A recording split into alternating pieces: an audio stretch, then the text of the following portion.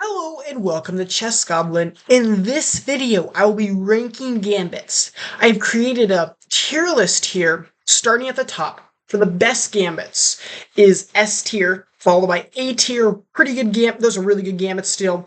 B tier, still good gambits. Or go C tier, they're kind of meh. D tier, they're not very good. And F tier, they're no fun at all. Let's just jump right in. The first one, we have 18 gambits here at the bottom, and we'll start off right here with the 15 pole gambit.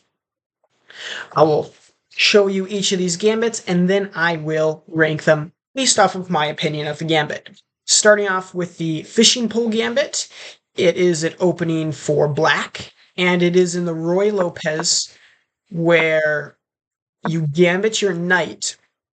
You go here, and then after the castle, you push up your knight to g4, and they attack your knight with the h3 pawn. And here, you gambit your knight by pushing your h-pawn to h5, and the hope in this gambit is that white will capture your knight, you capture back, and they retreat their knight, you bring in your queen, and checkmate is unavoidable.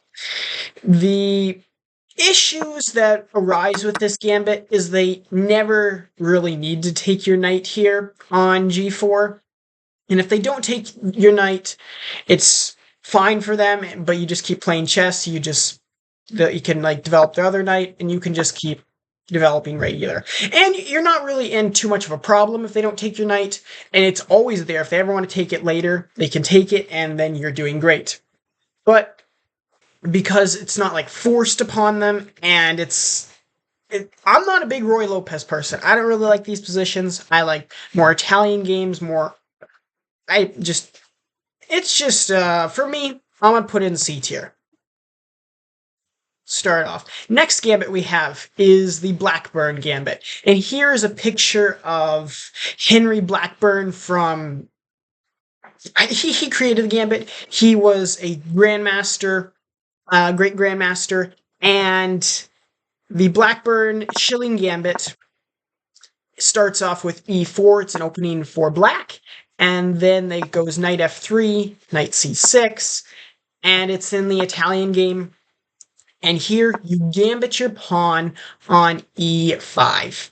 And the hope in this gambit, the main trap, is after they capture the pawn, attacking this f7 square, you just keep it unprotected, you develop your queen, and if they try to forking your queen and your rook, then you capture this pawn here, attacking their rook, they move it over, you recapture the pawn, put them in check, they block it with a bishop, and then it's a smothered mate. And once they capture this pawn on f7 down here, white is very hopeless. They're stuck in this trap here. I have made a video on this gambit and the fishing pole gambit if you want to dive more detailed into these.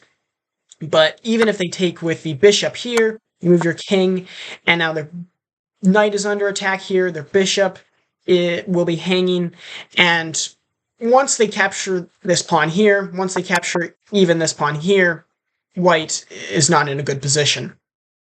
The issues that arise with this gambit is it's kind of a one-and-done gambit. Some of the other gambits you can just keep doing over and over on your opponent, like if you're playing over the board. But this gambit, once they figure it out, it's hard to keep repeating. Online, it's great. But if they just capture your knight, the gambit's declined. And you're not in a bad position, but you're just playing chess here.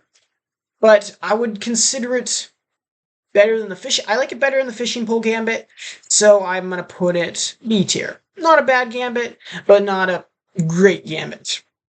Next up, we have the Knockmanson gambit, and that is an opening for white, and it's in the four knights, or it's in the Italian game. It's when they're bring out the second knight here.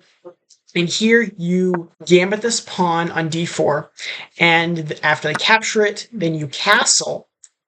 They take this other pawn that you gambit, and then you gambit your knight on c3. And there's multiple ways you can play this gambit, even black, they can take with their pawn here, they can take with their knight, and like if they take with the pawn, you can sacrifice your bishop on f7, and after they recapture, then you develop your queen out. Their king has to go back. It can go other places, and this is the most natural move. And then you do not capture this knight right away. Instead, you bring your rook over, pinning it to their king.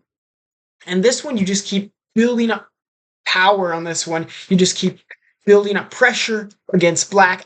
I'm a big fan of this gambit here. I have made a video of this gambit. If you want to go to my channel, check this one out, dive into this gambit further.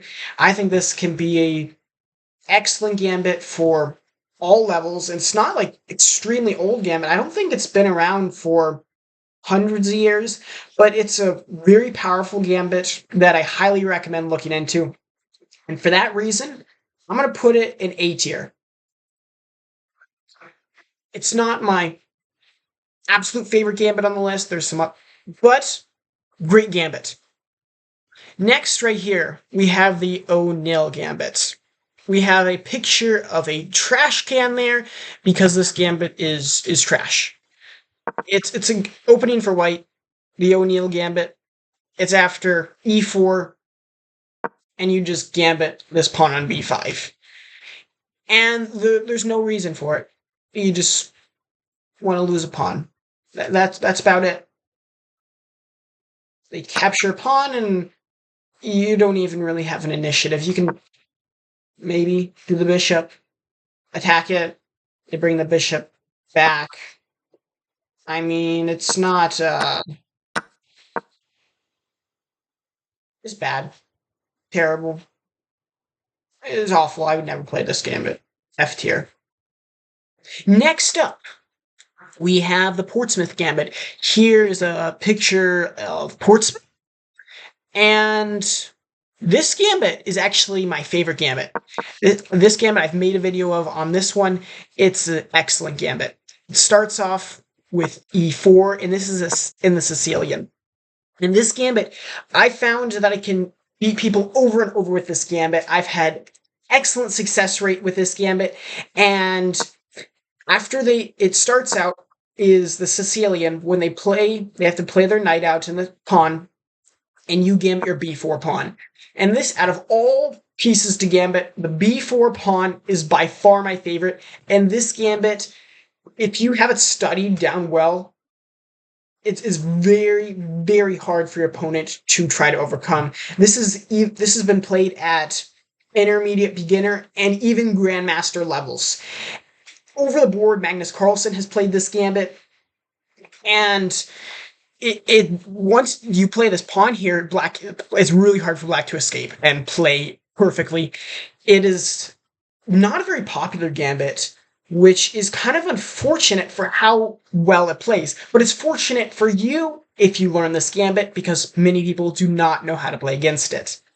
And after you gambit this b4 pawn, they can either take with the knight or this pawn here. Like, for example, they take with a knight. You push your pawn to c3. They move back their knight. Push this pawn on d4. Capture, capture. Here, here. They bring out their queen. You attack their queen. This is the most common move. And this one you can actually sacrifice your knight. Just bring your rook over. And they take your knight. You attack with a bishop. They have only one square the queen can go, which is over here to a3. And you attack their knight here. Any place they go to is not great. The best move for black in this position is like e6. And that's the only way that black can escape out of this position without being like -3. And no one plays this unless you've studied it very thoroughly. And most people will try to retreat it. You can they move it back as often. Then you bring your queen out. And this is kind of a tricky move. You're not only protecting this pawn on a2, but you're also threatening checkmate with the bishop down here. And like if they try to avoid this checkmate, moving like a square open for the king, I've gone into far detail into this gambit. Right here now, queen, they lost the queen. It's trapped. There's many ways they can trap the queen. This game, it's S tier gambit. It doesn't need any more explanation. Right here, S tier gambit by far. Next gambit, we have the Evans gambit. And here is a picture of Garry Kasparov. He was a big proponent of the Evans gambit. This was his favorite gambit. He often played it over the board. Garry Kasparov, considered one of the greatest chess players of all time. This gambit, when I was trying to learn it a couple of years ago, I was trying to look for videos of other people playing like the gambit or people trying to explain it. And I never found a video that I liked. That was very, I couldn't find any great videos, so I just used an analysis board and spent a lot of time just using chess.com's analysis to find all the best moves for it. And it's very complicated. It puts you into a complicated position. I'll show it. It's in the Italian game for white, and after both bishops come out, it's gambiting this b4 pawn, which I just love these b4 gambits. And an issue with this, like in the past, I would have said, if you're below 1200, you probably shouldn't try to learn this gambit because it puts you in a complex position. It's not super trappy. It's very positional, very aggressive. And if you don't know the theory to it well, it can be very complicated for white. Now, if you want to try this gambit, you're below 1200, I think you should just go for it. If you're passionate about this gambit, I think it can be a very good gambit. And there's different ways they can play. They can attack the knight, or capture the pawn with their knight. And then you push your pawn. They can move back. Then you push your other pawn. And they can capture, they can put you in check. This is the most common lines here. And then you're supposed to bring your knight over. There's a ton of different variables in this gambit. They could have captured this original pawn with their bishop. And then you can attack that one with your pawn, is kind of the regular ideas. And there's so many different ways black can play here. They can go back here. They can go over to a5. And then you often want to bring your queen over if they bring your bishop here, because that blocks the knight. And then you're also threatening this square on f7. But I would consider it like a very good gambit, but because of how complicated it is and how much you need to study it to play it well, I'm not going to put it at A tier gambit. I'm going to put it at B tier. Next up, we have the Italian gambit. And this gambit is very similar to the Evans gambit, as in it's in the Italian game. It's when both bishops are out, but instead of gambiting this b4 pawn, you are gambiting the pawn on d4. And I think this is a much more beginner-friendly gambit for the Italian game, and a good alternative to the Evans gambit. And there's still a lot of ways that black can play here. They can capture with their pawn, and here you want to gambit a second pawn, and after they capture it, you can sacrifice your bishop on f7, giving you a brilliant move. And after they capture with their king, now they lost the ability to castle. You develop your queen out, forking their king and their bishop. And after they move back, which is the most natural move, moving me back there, capture the bishop. And although they can take another pawn here, it just helps your bishop develop, and it's better for you. Then you got a strong diagonal here, I mean. And most commonly, they can go here. It doesn't really matter what they do. If they go there, you can push. They can sometimes push their pawn. There's a lot of different ways black can play here. But at this point, after you sacrifice the bishop, you're just playing chess here. And an issue I have with this gambit is, although it's in a computer, it's very good. Grandmasters will even play this gambit. I personally have not had as much success with this gambit specifically. I'm not winning like 80-90% of games. It's an alright gambit for me. And the reason I used to play this gambit a lot before I changed over to the Evans gambit because I just love sacrificing the pawn on b4 instead. The other variations that black can play here is if they capture the knight with a knight, and you want to recapture this pawn here, and then you have a ton of pressure on this f7 square. And the third way that black can play is if they capture with their bishop, and here you can just recapture your knight, and then you can kick their knight out of there, and then white is much more developed in this position. And overall, it's a very friendly position for white to play. And I would consider this, I'll put it as a B tier gambit here. Next up, we have the Queen's Gambit. This picture is taken from the movie The Queen's Gambit.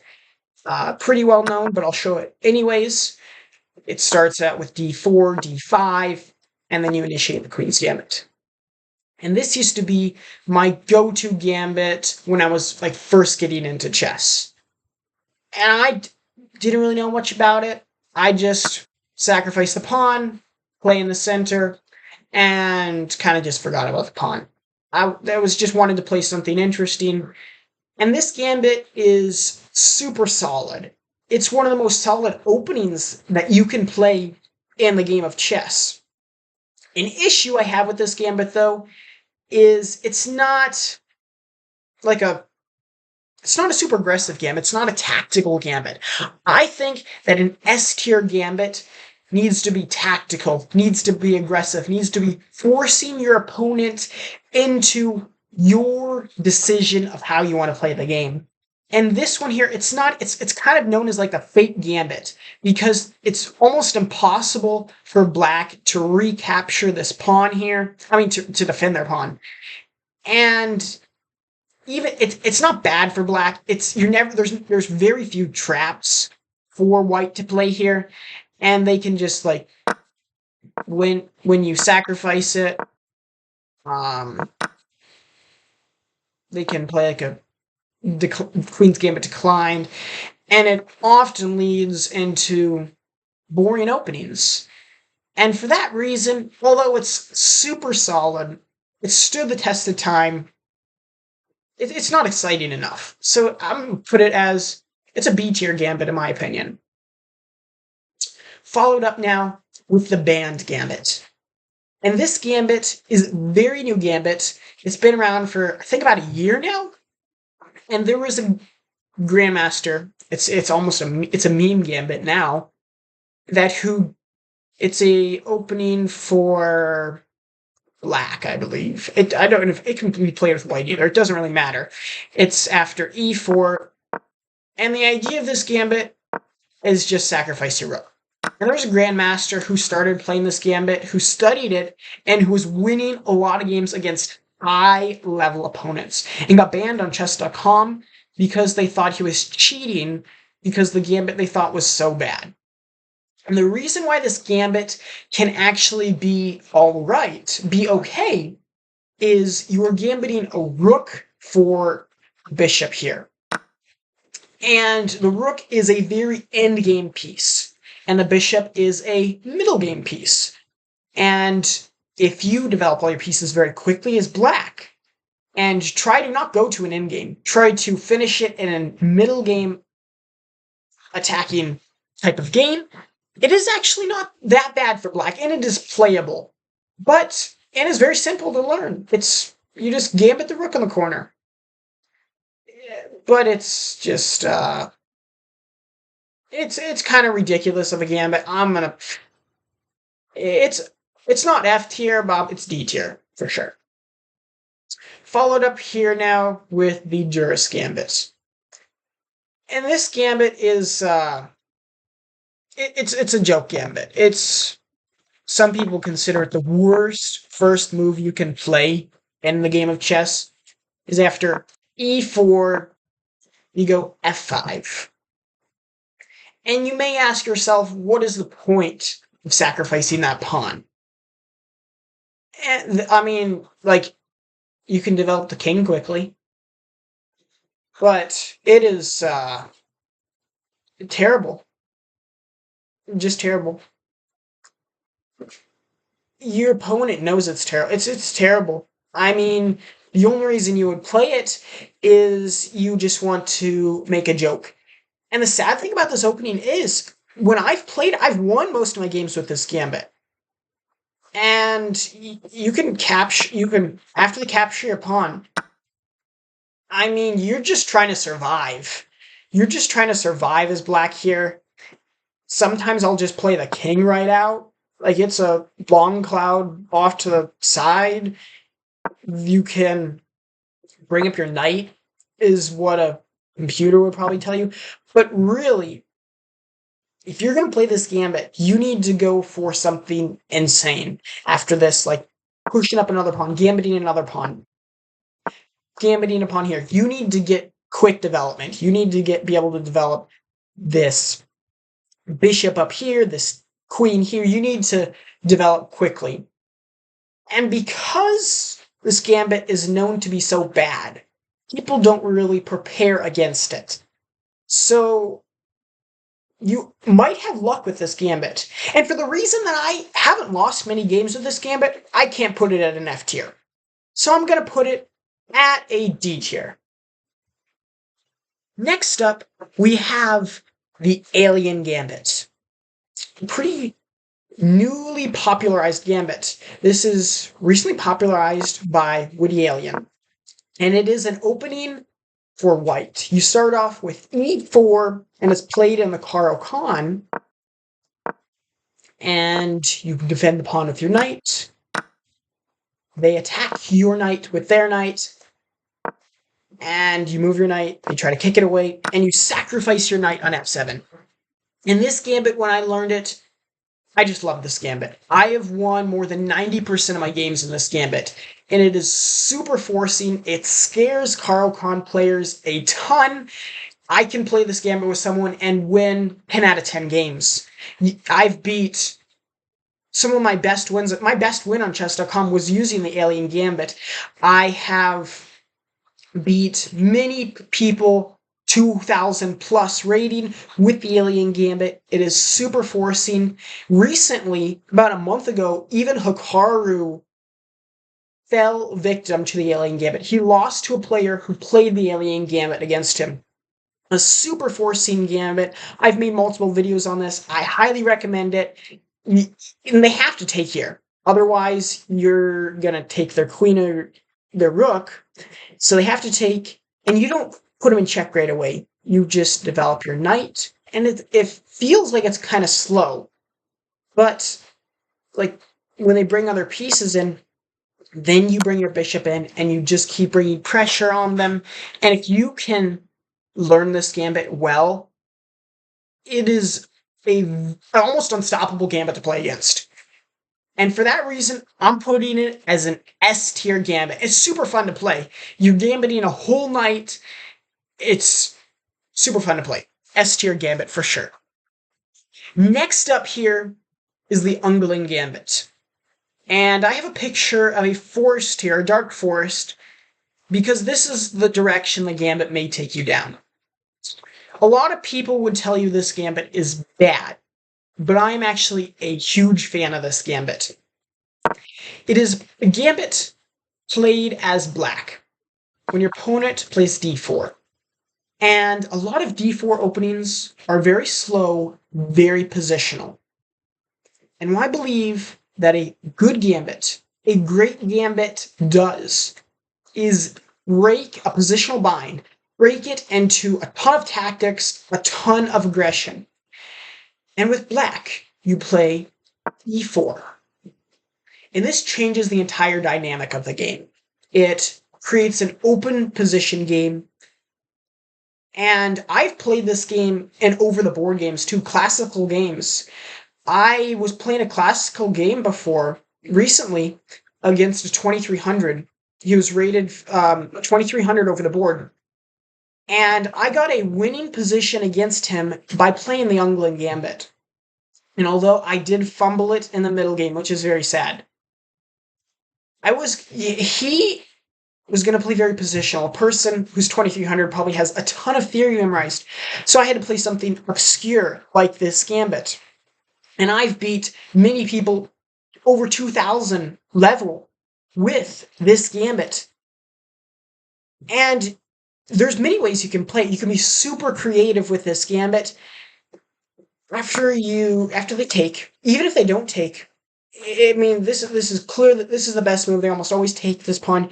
The biggest, most popular trap here, you attack it with your knight, they defend it, you bring out your queen to attack the pawn, they defend it with their bishop, you check their king, they block the check, you take this pawn here, they attack your queen, you pin their bishop to their king, they move their queen in the way to try to break this pin, you capture, they recapture, and then there's checkmate.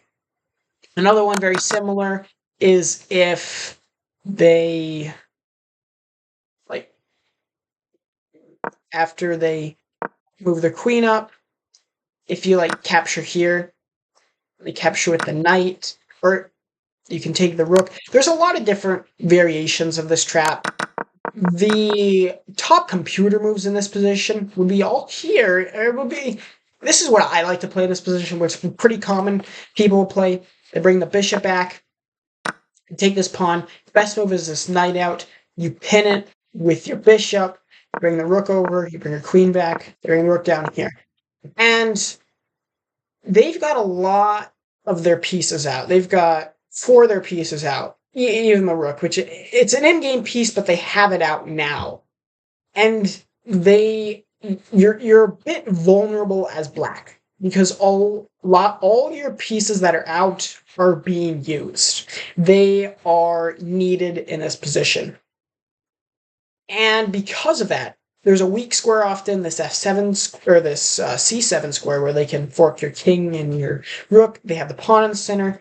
And because of often white will be able to develop pieces quickly, that's where it might be able to lead you down the dark forest. And that is the only reason I would not put this.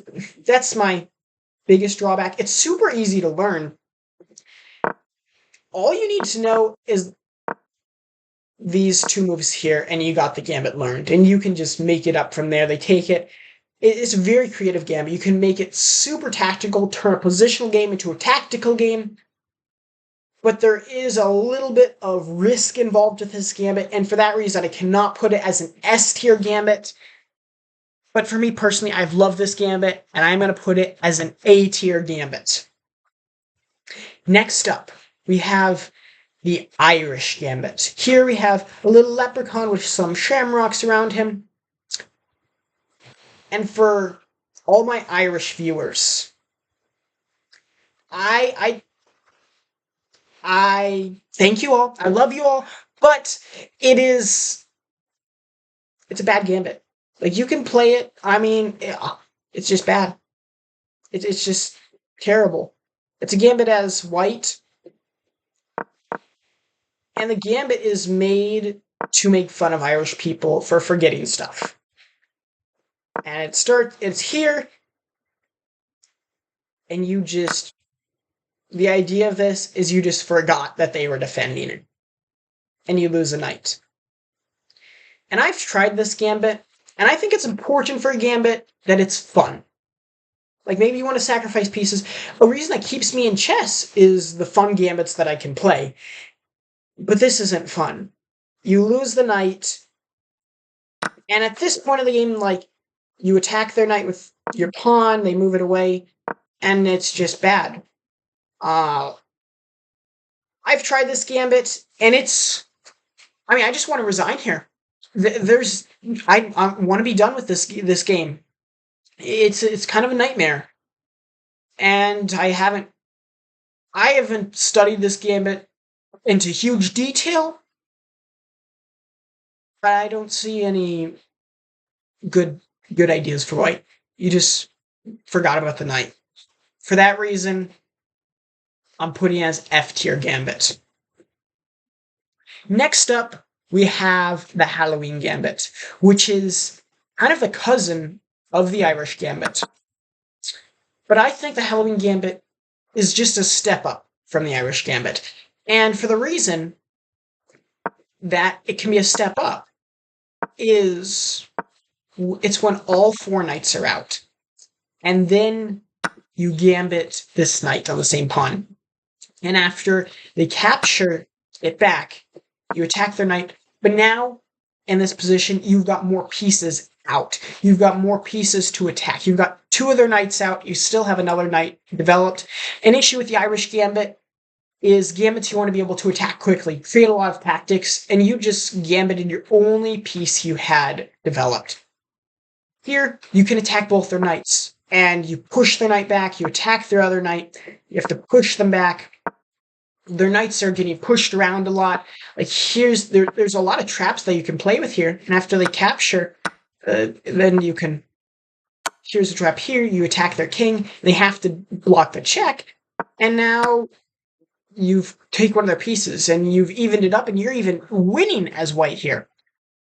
But if you haven't studied this gambit well, I mean, there are some traps here, but it's kind of still a ridiculous gambit. I want to put it as something higher. I'm debating between a D tier or a C tier. I think for now we're going to put it as a D tier. It's not something I would ever play routinely. It's still bad.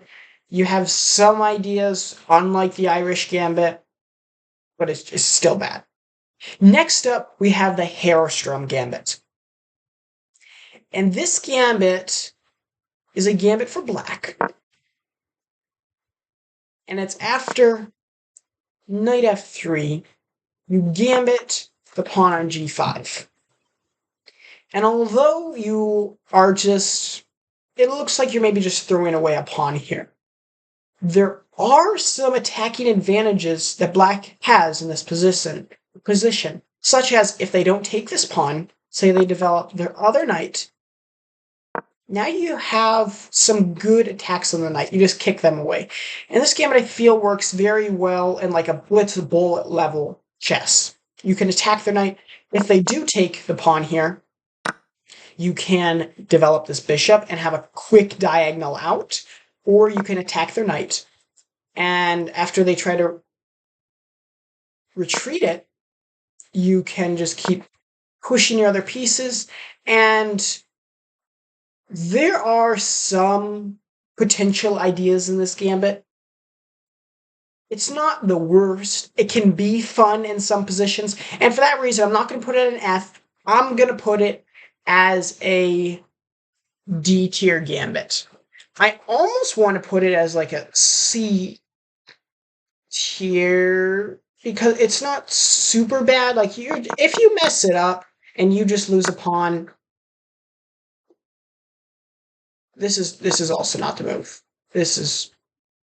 Computer hates that. Yeah, the move that you want to play here is e4.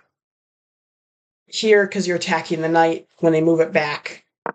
Then you also have some more attacking ideas here. This is what I would recommend against the Herrstrom Gambit. Using it is e5, attacking the knight, putting a pawn in the center. And I've had a lot of good luck with this gambit. I just like it. I like this pawn here. It's kind of like my b4 gambits that I do with white, except it's like the black variation of it. And for that reason, I'll put it as a C tier gambit. I'll move it up. Next up, we have its cousin, the LaRoche Gambit. And in this image here, we have the seal of LaRoche College in Pittsburgh. And I'm sorry to all the people who go there, but this gambit is terrible. Like the Herrstrom Gambit has some potential ideas, and opening up the king side often leads to very aggressive positions. This one is the opposite. It's the queen side. And here, you gambit the pawn. And if they take back, you can try to kick out their knight, pushing these pawns up. But then you just created a super lockdown position, a super defensive positional game, but you're just down a pawn. And in this gambit, there's not a lot of attacking ideas. And for that reason, it's terrible.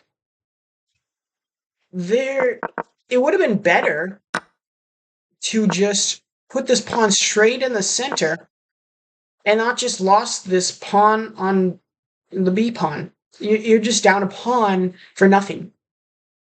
It doesn't do good. There's no attacking ideas with it. If they take this pawn here, you can kick the knight out, but that's all. It does nothing beneficial for black here. It's bad. Terrible. F tier gambit. Next up, we have the Tennyson gambit. And this gambit I've grown to really like recently. And it starts off with you're white, and you're playing as white, and you go e4, your opponent plays d5, and you just gambit the pawn with moving your knight to f3. And the main trap in this gambit is after they capture your pawn, you move your knight up, they develop their knight, you push this pawn, they capture, bring your bishop out, they try to kick your knight away, you can sacrifice it here on f7, and if they capture back, you attack their king, sacrificing another piece, and you open up this file against their queen, and you win the queen. And that is the main trap in this gambit. There are other creative ways you can play. I like this position, because it's very open. By gambiting this pawn, you can create a very open position on the chessboard, and if they try to kick your knight away right away, you can just recapture this pawn. You're more developed. It's a very open position. You still will probably have to play chess in this position. You just have to keep playing. There's not a ton of traps that I know using this gambit, but I found a lot of fun. Even if they don't play all the way into it, you go here and they bring their knight out. They'll often sometimes go this far, but they won't push this pawn right away.